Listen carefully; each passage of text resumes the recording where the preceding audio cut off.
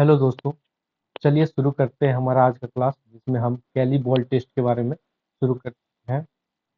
जो कोई भी हमारे चैनल को सब्सक्राइब नहीं किए हैं वो कृपया करके सब्सक्राइब कर ले और बेल आइकन को दबा लें। चलिए देर नहीं करते हुए कैली बॉल टेस्ट के बारे में हम लोग शुरू करते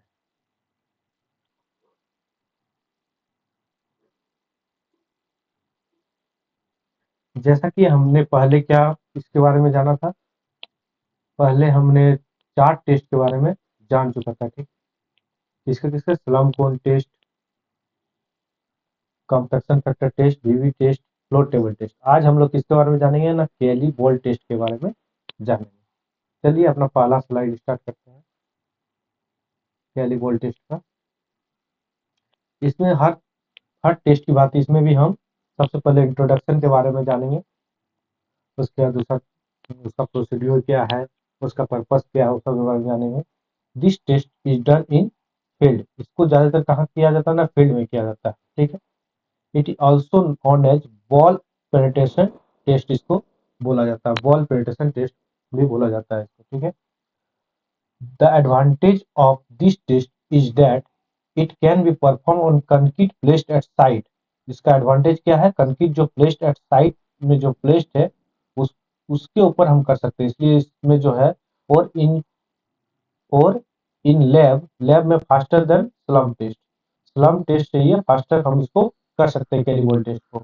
time taken to complete this test generally कितना लगता है ना, 15 सेकंड लगता है, जो कि बहुत कम टाइम है। और इसका एडवांटेज क्या है ना, इसको हम साइड पे जो कंक्रीट प्लेस्ड है उस पे हम कर सकते हैं। ठीक है, इससे क्या होता है, कंक्रीट का जो वेस्टेज होता है वो नहीं होता है, वो मेरा ठीक हो जाता है। ठीक है, this test not covered in I S code. ये आई एस कोड में कवर नहीं लगेगा, कहाँ मिलेगा ये, ASTM में मिलेगा। किसमें, ASTM कोड होता है सिविल इंजीनियरिंग का, उसमें ये टेस्ट मिलेगा आपको। ठीक है, जो चार चार टेस्ट था शुरू में वो सब आईएस कोड में था। ठीक है, अब ये कैली बॉल टेस्ट और एक है के स्लम टेस्टर। ठीक है, ये आपको कहाँ मिलेगा ना, ASTM में।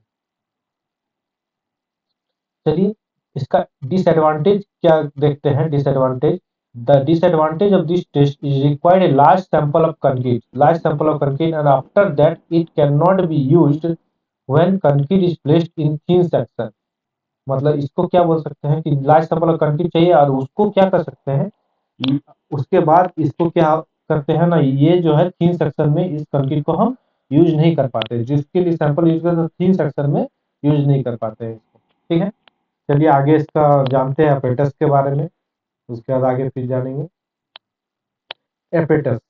The apparatus of this test consist of, देखिए apparatus of this test consist of क्या होता है, indentation made by 15 centimetre dia. Indentation made by 15 centimetre dia होता है। मेटल हेमिस्फेयर बॉल कितना होता है, 13.6 kg।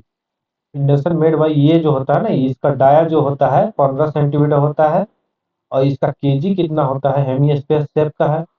ठीक है, तो आप देख सकते हैं इसका केजी होता है, वेट जो होता है 13.6 kg। ये डाटा बहुत पूछा जा चुका है, इसलिए इसको आप याद रखिएगा।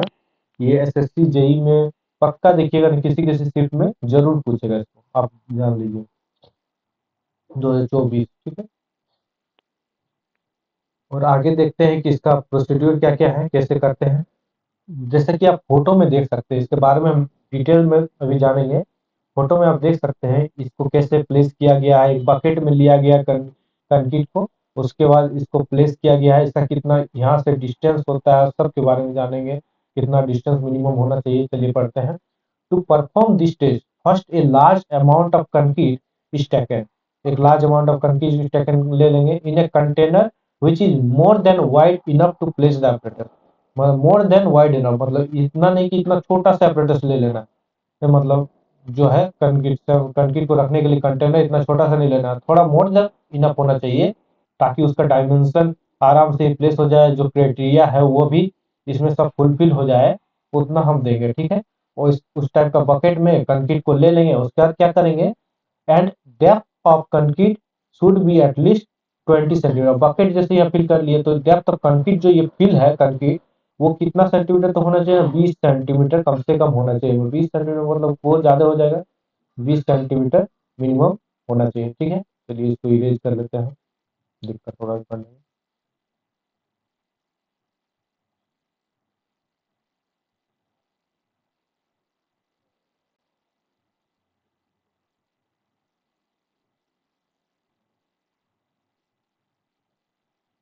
आप लोगों को थोड़ा दिक्कत हुआ होगा, उसके लिए सॉरी। चलिए फिर से कंटिन्यू करते हैं। हम लोग कहाँ तक पढ़ लिए थे कि यहाँ पर depth of concrete should be at least 20 centimetre, मतलब ये जो कंक्रीट का डेप्थ होता है ये कितना एटलीस्ट होना चाहिए ना, 20 सेंटीमीटर तक होना चाहिए। चलिए उसके बाद क्या करेंगे, thereafter level the concrete surface, उसके बाद जो कंक्रीट यहाँ डाले उसको हम लेवल कर लेंगे, एक लेवल में कर लेंगे। ठीक है, level the concrete and place the apparatus at centre of metal board. Place the apparatus को जो है at centre of metal board, metal board का should be at least, centre of metal board should be at least 23 centimetre away from any wall of the container. मतलब हम जैसे अभी बोले क्या क्या क्राइटेरिया होना चाहिए, मतलब इसका जो सेंटर है यहाँ पर, इससे यहाँ तक कंटेनर का एक वॉल है, यहाँ दूसरा वॉल है। ठीक है, यहाँ से कितना मिनिमम जो है 23 सेंटीमीटर होना चाहिए, 23 सेंटीमीटर। यही सब ज्यादा डाटा ऑब्जेक्टिव क्वेश्चन में पूछा जाता है। ठीक है, ये सब आप लोग याद रखिएगा। ठीक है, नाउ रिलीज द हैंडल।